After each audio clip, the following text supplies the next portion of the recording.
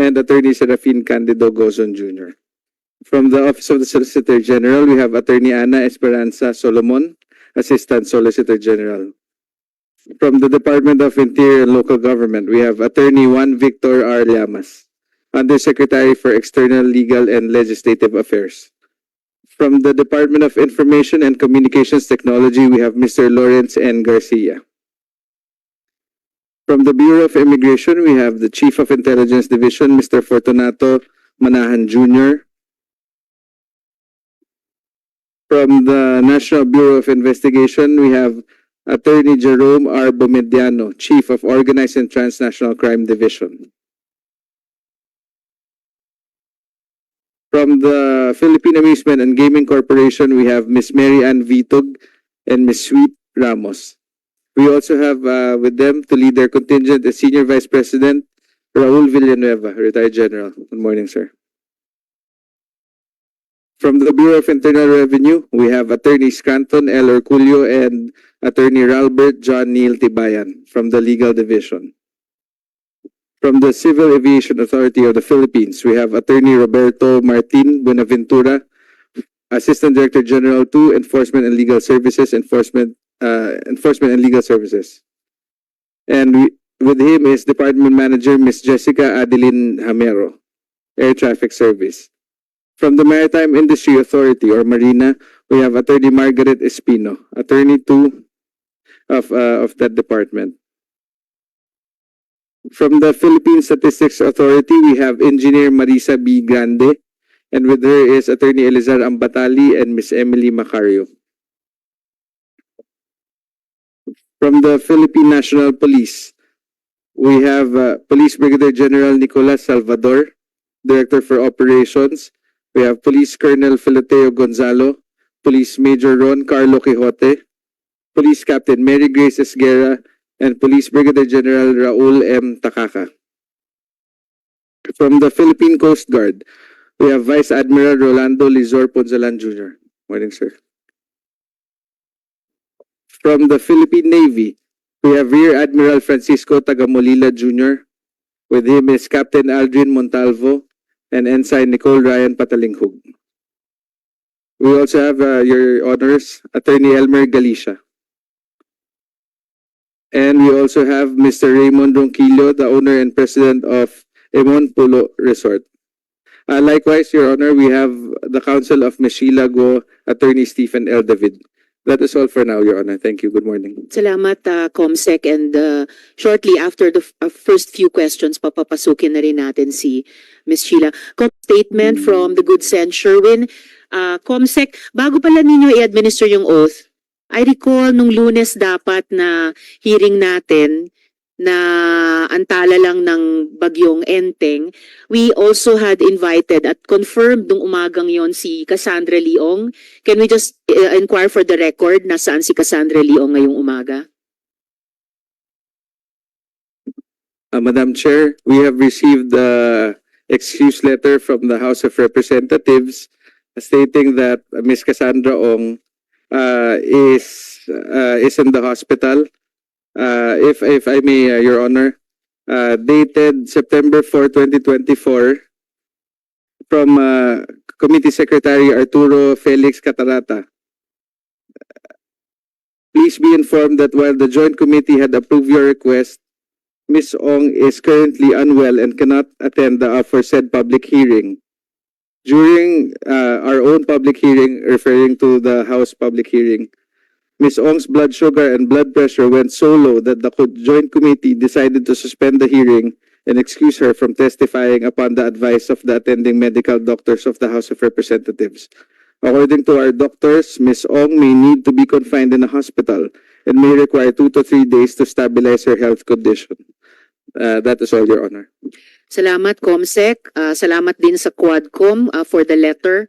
And the letter is noted. Imbitahin na lang muli ng komite si Cassandra Leong sa susunod na pagdinig after her doctor-required days of rest. The Chair would also like to acknowledge the presence of Sen. Joel. And before I ask the good Senator kung may opening statement sila, so i-reiterate ko lamang na We will follow the order of questioning strictly in the order of arrival at sa ngayon, ito po yung pagkakasunod-sunod. Pagkatapos po ng chair ay sina Sen JV, Sen Sherwin, Sen Joel. So before we proceed, Sen Joel, may opening statement ba kayo? We'll proceed na. I'm sure everyone is excited to start the deliberation. Thank you, Madam Chair, and good morning po sa lahat ng ating resource persons. Thank you. Salamat, Sen Joel. Yes, Sen Sherwin. Madam Chair, just a point of inquiry. I heard that Attorney Galicia is present today, and I thank his presence for today's hearing. But I remember also last time we requested him to invite a certain Alan to join us, so that that person can also corroborate his story that Alice Go was indeed present during that time when he notarized the counter affidavit. So may I know if that certain Alan is present today in this hearing? Yes, Sen Sherwin, dear colleagues, as I mentioned in my opening statement earlier, we have some new witnesses na hiniling po na una natin silang makausap in executive session. So yes, we will be able to meet and question the person named Alan by Attorney Galicia in the previous hearing. Thank you, Salamat. Madam Chair. Salamat, Sen Sherwin. Comsec, I'm sorry, Sen JV? Madam Yes. Chair, just an inquiry. We know that the Presidential Anti-Organized Crime Commission is one of those agencies that are really tracking and keeping close watch on this case of Alice Go. May I know if they are present? Parang wala ho sila, hindi ko nakikita. Tama po kayo, Sen JV, and I noted na binanggit nyo yung PAOK at NBI kanina na gusto nating matanong. Unfortunately, the PAOK is not yet here. So Comsec, paki-follow up na lamang kung makakaabot ang PAOK anytime during today's hearing. Salamat, Comsec. Salamat, Sen JV. So Comsec, paki-administer na po yung oath sa mga bagong resource persons. For those who have not yet been administered the oath, kindly please stand up and raise your hand. Do you swear to tell the truth and nothing but the truth in this public hearing? You may put down your hand now.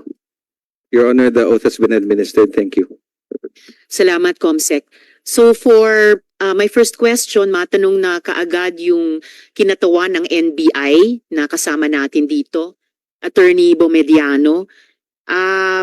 Siguro naman po, Attorney, by this point in time, the Bureau has a better idea kung paano nakatakas sina Alice Go sa ating bansa. Maaari nyo bang ikuwento sa amin what you have learned so far kung paano sila naka-eskapo? Good morning, Madam Chair, Your Honors. Our investigation is still ongoing, Madam Chair. We will update this committee as soon as we conclude our investigation. Meron po bang initial na findings na sa tingin nyo naman ay matibay na at maisasama sa final report? Para kasi may big break na po tayo kahapon na nahuli si Alice Go. So that's towards the end of her story in this case. Pero yung parte na paano sila nakatakas, are there any details you can give this committee? Kasi yun po yung pinaka-sentro ng aming investigasyon. Saan po sila dumaan palabas sa Pilipinas at lalong-lalo na-check nyo po ba kung sino-sino ang tumulong? Madam Chair, we're still validating all the information that we receive. As soon as we finish this validation, Madam Chair, we will update this committee. When will you finish po that validation? The soonest, Madam Chair. Could you please, actually po, dahil sa break kahapon na nahuli na si Alice Go, I think namumuo sa komite namin na